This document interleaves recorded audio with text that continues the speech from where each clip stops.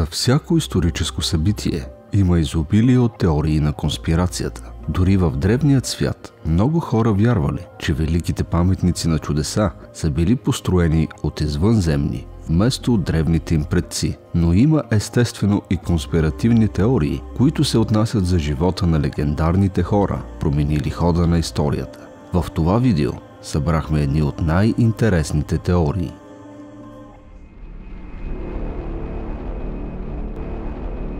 Мойсей е фараон Ахенатон.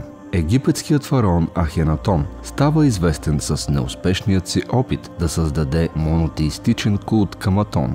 Някои съвременни историци смятат, че Ахенатон и библейският пророк Мойсей са едно и също лице. Например, в Библията има препратки, които уж доказват, че Мойсей е бил египтянин. Ахмед Осман твърди, че Ахенатон е роден в царския дворец и е син на Аменхотеп II. Животът на детето обаче бил заплашен от жреците на Амун, тъй като майка му, царица Тия, не била законната наследница на трона. Детето било изведено от двореца и отгледано в дома на дядо си в Израел. По-късно Ахенатон се премества в Хелиополис, за да учи, а след това на 16 години се премества в столицата Тебес. Той се влюбва в полусестра си Нефертити, наследница на трона, и настройва жреците на Амон срещу себе си, като започва да строи храмове на Атон, новия бог на слънцето. Всичко това довежда до преврат, в резултат на който Ахенатон е принуден да избяга с последователите си на юг от Синай. Живее там 25 години, преди да се върне в Египет и да предизвика управляващия фараон Рамзес. Историята на проваления фараон и неговото изгнание по-късно се превръща в историята на Мойсей. Осман твърди, че повечето от героите, описани в Стария Завет, всъщност са били египтяни, а 10 заповеди са базирани на египетската книга на мъртвите. Храмът на цар Соломон. Легендарният храм на цар Соломон играе важна роля в юдеизма, християнството и масонството. Въпреки това, той е и основен елемент в много теории на конспирацията. Ранните масонски автори смятат, че техният орден е създаден при изграждането на храма на Соломон. Тези изследователи посочват, че масонските ритуали са били разработени за първи път в този храм и са достигнали до съвременните масони през вековете с малки промени. Някои твърдят, че Соломон, Хирам и Хирам Абив са били окултисти, всеки от които е притежавал по едно от свещените Божи слова, които са използвали в ритуалите. Ако това видео ви хареса, може да подкрепите развитието на канала, като се абонирате за него. Благодарим ви! Цезар се самоубива. Смята се, че Юлий Цезар е бил убит по време на заседание на Сената в Курията на Помпей. Съществува обаче версия, че смъртта на Цезар всъщност е вследствие на самоубийство. През 2003 година в статия за списание The Sunday Times историкът Ричард Гирлинг изказва предположение, че Цезар е страдал от хронична депресия, както и от тежки припадъци, причинени от епилепсия на темпоралния лоб. Симптомите на епилептичните пристъпи може да варират от моментно объркване до конвулсии на цялото тяло. Повечето хора с епилепсия на темпоралния лоб изпитват странни усещания преди същинския епилептичен пристъп, наречени аура, които се изразяват в усещания за специфични миризми или предчувствия за предстоящия гърч. Симптомите на епилепсия на темпоралния лоб могат да включват слухови, зрителни, обонятелни, вкусови халюцинации, втренчване на погледа в пространството, сякаш човек се взира в нещо, както и промени в съзнанието. По време на пристъпа човек е неконтактен, няма спомен за случилото се, има загуба на спомени преди и след пристъпа и не осъзнава какво върши. Болният може да извършва странни действия или движения на частите на тялото. Тези прояви се наричат автоматизми или стереотипи.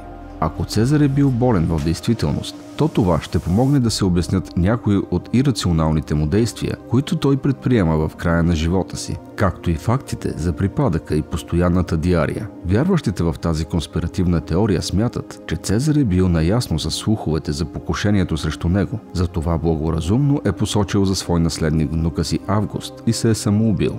Цезарион е Исус. Редица учени твърдят, че Христос всъщност е бил Цезарион, синът на Юлий Цезар и египетската кралица Клеопатра. Цезарион е роден през 47 година преди новата ера и е известен като цара на царете и господар на господарите. Плутарх разказва, че Цезарион пътувал с майка си през Етиопия до Индия с товар от съкровища, но се върнал по съвет на своя наставник и убил Октавиан Август.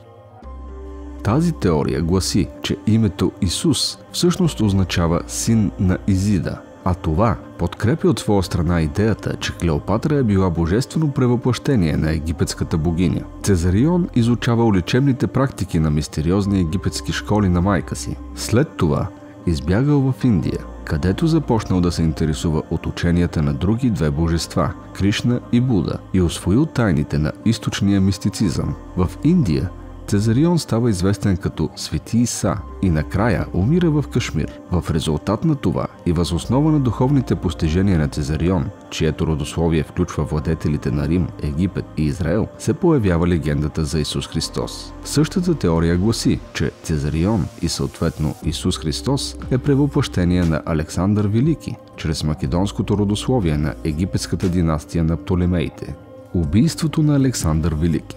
Стара конспиративна теория е, че Александър Велики и майка му Олимпия са заговорничали да убият бащата на Александър Филип II Македонски. Едно от потвържденията за това е, че вероятният убиец на Филип е екзекутиран на място, без да може да обясни защо го е направил или да каже за кого е работил.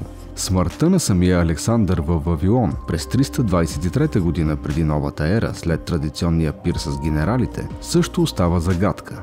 Много историци смятат, че Александър Велики е бил отровен с стрихнин по заповед на македонския си регент Антипатър. Твърди се, че майката на Александър предупредила Антипатър, че Александър е повикал управителя във Вавилон, за да го свали от власт. Картагенците в Америка. Теориите, че финикийски мореплаватели от Картаген са открили Америка, съществуват от много години. През 1784 година един френски благородник, граф Антуан Кур дю Тапицер, изследва известните надписи на Дейтън Рок в Масачузетс и твърди, че те са картагенски мореплаватели. Професорът му по геология, Мак Менамин, подкрепя теорията му, заявявайки, че картата на картагенците, показваща земите отвъд Атлантическия океан, както и финикийските монети, открити в Съединените щати, са ясно доказателство, подкрепящо тази теория. Дейвид Хачър Чалдрес в книгата си «Изгубените градове на Северна и Централна Америка» пише, че картагенците, живеещи по крайбрежните градове на Атлантическия океан, са избягали от римляните, след като Картаген е бил разрушен по време на Третата пуническа война. Твърди се, че те са избягали на запад през Атлантическия океан и са се заселили около Мексиканския залив. Те станали прародители на толтеките, воинствен народ, който завладял маите. Също така Ханс Гифрон, почетен професор по културология в университетите в Гьотинген и Хилдесхайм, твърди, че писанията на Диодор Социлийски ясно показват, че картагенците са открили необитаем остров зад стълбовете на Херкулес. Той смята, че това е Бразилия. Битката при Каталунските полета. През 451 година нашествията на хуните се сблъскват с Обединения съюз на Римската императорска армия и готите, които създават автономно кралство в Аквитания. Заплахата от нашествие на Атила подтиква римският император Валентиниан III да се съюзи с готите, въпреки враждата между двата народа. Армиите се срещат в Каталунските полета. Римляните под командването на полководеца Аеций успяват да отблъснат хуните. Вестготският крал Теодорих обаче загива в битката, а синът му Торизмунд е ранен. На следващия ден Аеций посъветва Торизмунд да побърза да се пребере в Тулуза, за да установи властта си като нов крал. Вестготите напуснали бойното поле, а хуните внезапно се оттеглили след тях.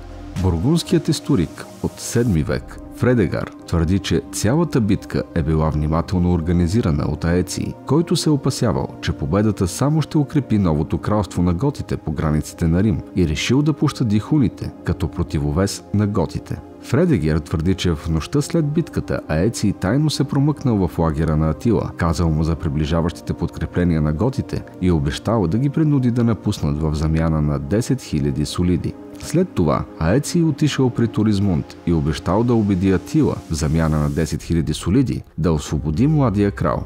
Така Аеций се отървал от един силен конкурент и спечелил 20 000 златни солиди. Ся и Шан, Саут Африка.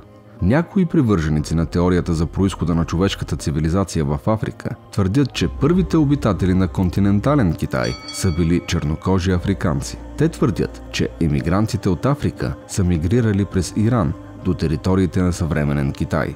Предполагаемият легендарен основател на китайската цивилизация Хуанди преди това е бил известен под името Хунак Кунте, което може да се свърже с фамилното име Кунте, което е разпространено сред африканския народ Мандин. Китайските династии Ся и Шан са били африкански, а династия Джоу се смята за първата монголоидна династия. Изследователят Клайд Уинтърс твърди, че Европа и Китай са били обитавани от чернокожи цивилизации. Ако това видео ви е харесало, моля споделете го и се абонирайте за канала. Също може да ни подкрепите, като харесате видеото. Според броя харесвания, разбираме от кое съдържание желаете повече.